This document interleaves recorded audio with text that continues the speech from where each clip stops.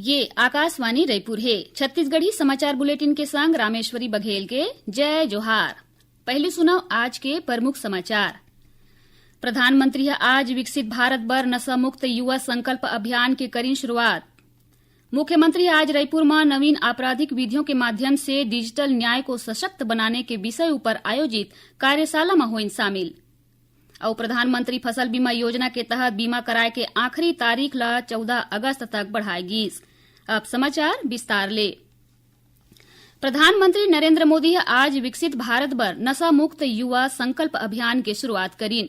Virtual माध्यम ले आयोजित ये कार्यक्रम में ओमन कहीन कि विकसित भारत बर युवा मन के शारीरिक रूप ले स्वस्थ, मानसिक रूप ले मजबूत और आत्मविश्वास ले भरपूर होना जरूरी है। हम सब ला ये संकल्प लेना है। हमार युवा नशा के खतरा ला समझें, जागरूक रहें और ओखर ले दूरिया रहे बर संकल्प लेवें। प्रधानमंत्री यहू कहीन कि नशा मुक्ति बर 100 हफ्ता के जन भागीदारी अभियान शुरू करे जाही और देश भर में हर इतवार के साप्ताहिक कार्यक्रम होही। ए बेरा श्री मोदी कहीन कि नशा जिनिस के लत लोगन ला अपन लक्ष्य ले भटकाथे और एखर ले देश के ताकत घलो कमजोर होथे। ये बेरा प्रधानमंत्री आग्रह करीन कि सामाजिक बदनामी के डर ले नशा जिनिस के सेवन के मामला ला झन लुकाव, परिवार मन ला शुरुआती चरण में ही चेतावनी के संकेत के चिन्हारी करके खुल के गोठबात करके माहौल बनाना चाहिए। प्रधानमंत्री यहू घलो कहीन है कि अलग थलग रहे आने व्यवहार और गोठबात ले बाँचे बर अधरतिया ले बाहिर रहे या फिर घेरी बेरी पैसा मांगे जैसन आदत नशा जिनिस सेवन के शुरुआती संकेत हो सकथे। ओमन स्कूल, कॉलेज और विश्वविद्यालय के शिक्षक मन ले घलो अपील करीन है कि ओमन नशा जिनिस ले होवैया खतरा ऊपर सरलग लइका मन ले गोठबात करें। बता दें कि ये कार्यक्रम में 28,000 जगह ले 1 करोड़ ले ज्यादा युवा मन हिस्सा लेन।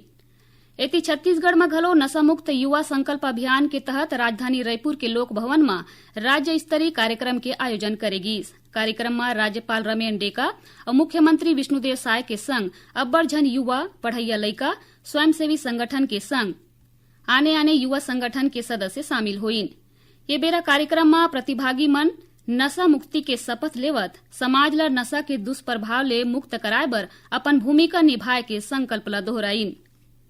ये मौका में युवा मन ला नशा जिनिस ले होवैया दुष्प्रभाव के जानकारी देगिस, संगे संग ओमन ला स्वस्थ जीवन शैली अपनाए के संग सकारात्मक सोच राखत राष्ट्र निर्माण में भागीदारी निभाए के संदेश देगिस।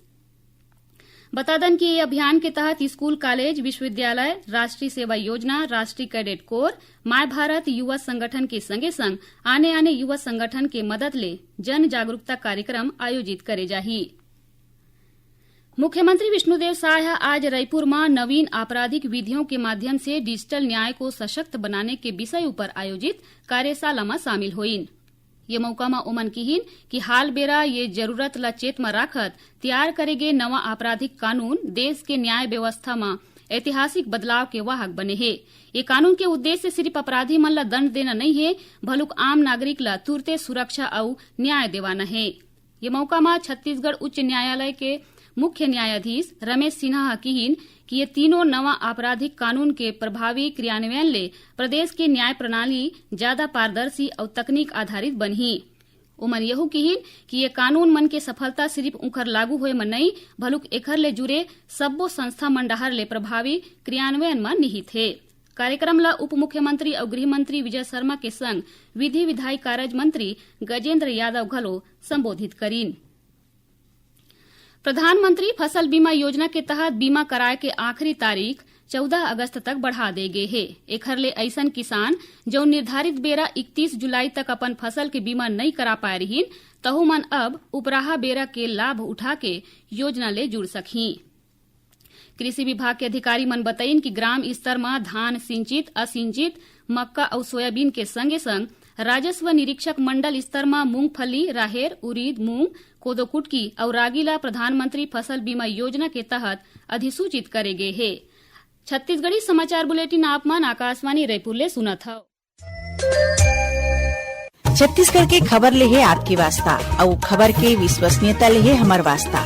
आकाशवाणी समाचार रायपुर के प्रादेशिक समाचार बुलेटिन के संगे संग हमार समसामयिक कार्यक्रम आप रेडियो के संग अपन मोबाइल में घलो सुन सकत हो।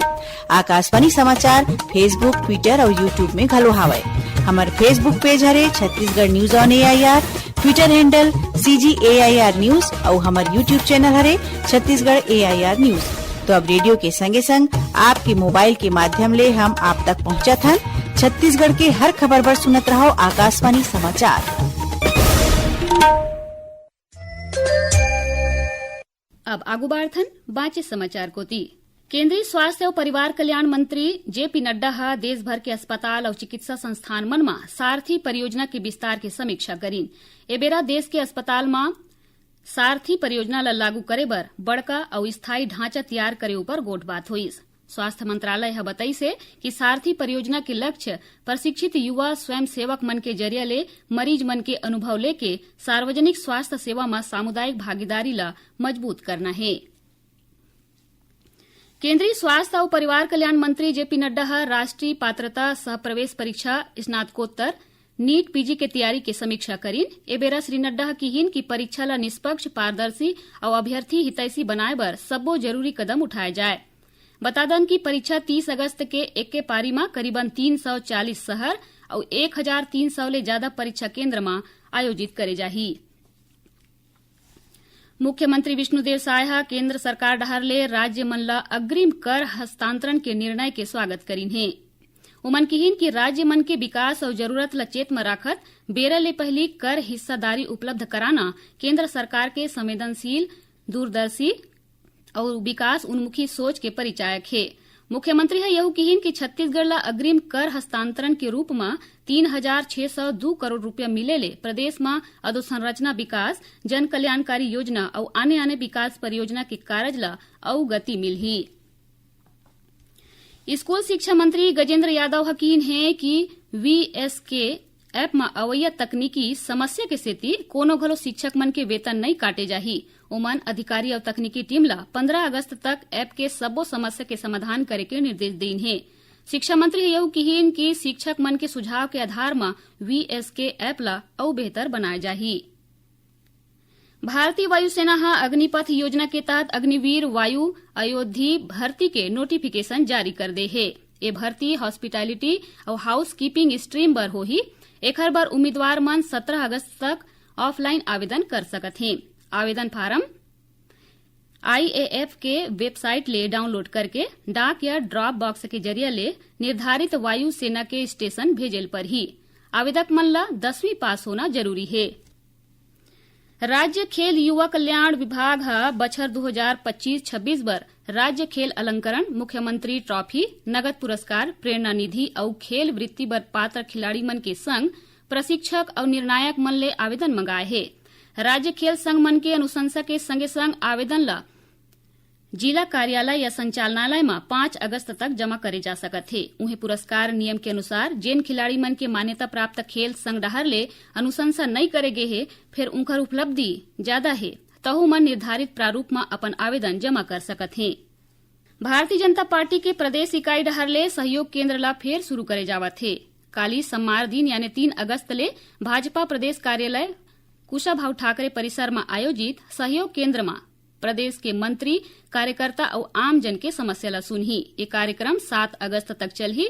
एखर बर कार्यकर्ता मन ला मंझनिया 2 बजे ले 3 बजे तक प्रदेश कार्यालय पहुंच के पंजीयन कराल पर ही ओखर बाद मिले टोकन के आधार में सुनवाई करे जाही। रायगढ़ जिला के बंगू रसिया के तीर रायगढ़ पलीघाट रद्दा में 28 ठन जंगली हाथी मन के दल किंजरत है। खबर मिलते वन विभाग हा इलाका में हाथी मन ऊपर निगरानी बढ़ा दे है।